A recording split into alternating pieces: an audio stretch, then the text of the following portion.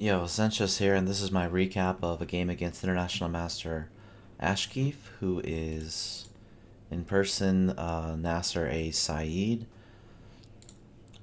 Got a nice win in a 5-minute game in the Internet Chess Club 5-minute pool. So here we go. He played e4, and I played the Sicilian najdorf. So we played the bishop g5 variation, very popular. And f4, this is all standard theory for many years. So I played bishop b7. You played queen f3, queen c7. You play queen c7 here to stop bishop c4. In some opening books it doesn't recommend it, but this is what I've studied. So he castles queenside, and I play knight to d7. And he plays g4. Now, in all the najdorf books I had in the past,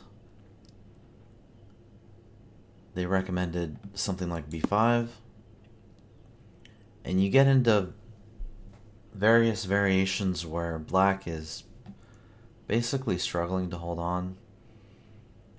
And I don't play this line anymore, so it's hard for me to even remember what the moves are, but I remember there's something with h4, maybe something with d5, but I did study those lines and I used to play them, but then I got the Chessable course by Anish Giri, and he gave me a much better variation to play, I think. So you play h6, and then you recapture with the bishop.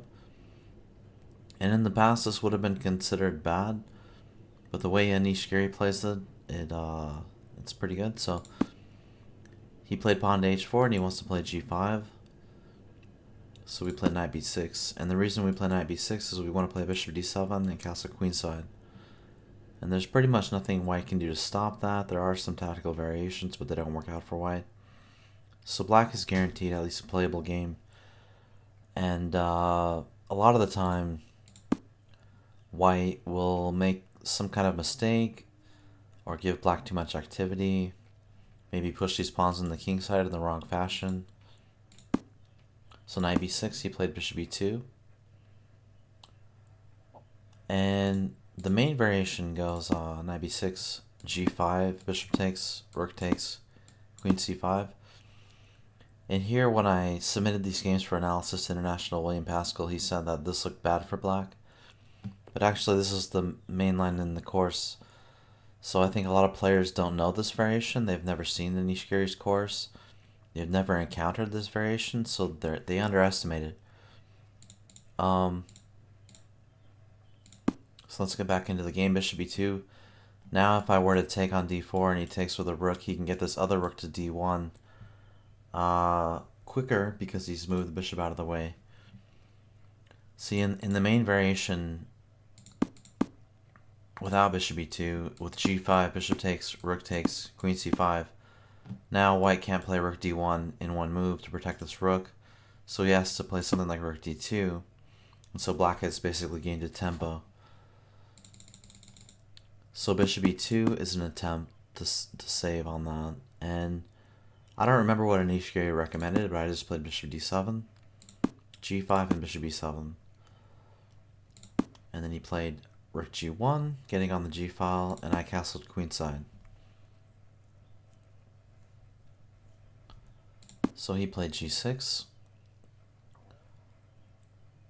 and I played f6, and he played f5, and I played e5. And this kind of thing happens to me a lot, but it seems like in this specific scenario it doesn't seem that bad. He jumped into e6 and I took his knight. And then I played king b8 so that I can get on the c-file and also protect my king a little bit more. And basically, my thoughts here were basically I should be fine. If he jumps into d5, I can always take it. He doesn't get much value out of a rook being on d5. I can target this pawn later, I can play rook c8 and get on the c-file. And maybe eventually I can play f5, especially if he captures with this pawn. So I put king b8, he played knight d5, I took, he took back with a pawn.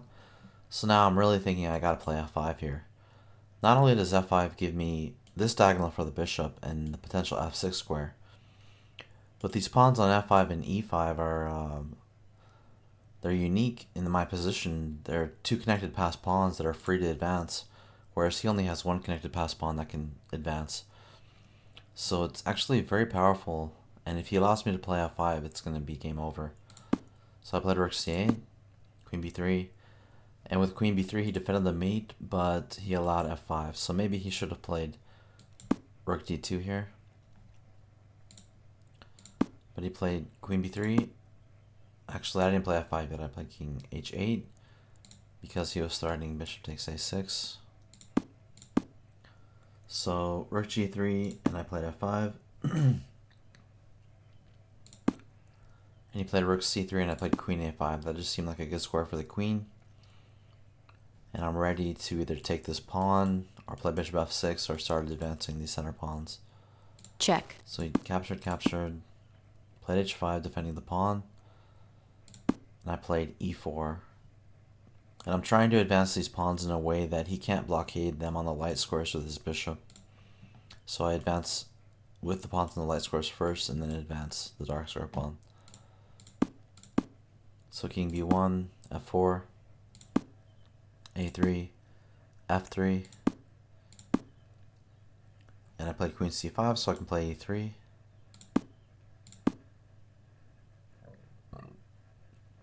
And queen f2. Now if he captures on e4, I can take his bishop, so he's going to have to either retreat the rook or...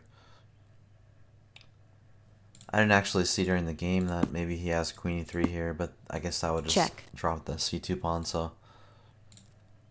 Yeah, it's looking bad for white now. Played e3. And I was slightly worried about this, but yeah, he sacrificed. I played queen b6. So I defended the pawn, and I was worried he'd play c4, and of course he played c4. So now he's threatening to try to get a perpetual. I saw that rook c5 looked nice, just lifting my rook, and the rook can actually prevent him from checking me on b5, and my king can kind of slip out this way. Check. So he took rook c3, and my idea here was to just sack my queen. Because if I sack my queen, check. As you'll see, check, check. These pawns can't be stopped. If he plays queen a4 to stop this pawn, I can just push f2. So the game was wrapped up. I was able to queen. He checked me a few times. Just took that pawn, made another queen. Check. Blocked a few more checks. Check. Check. Check. And finally, there's no more checks, so check. We're in a blitz scramble now, but I have a time advantage. Check. And check. I just... check. Eventually, I'll get out of the checks, and the game will be over, so... Okay, that was the game. Thanks for watching.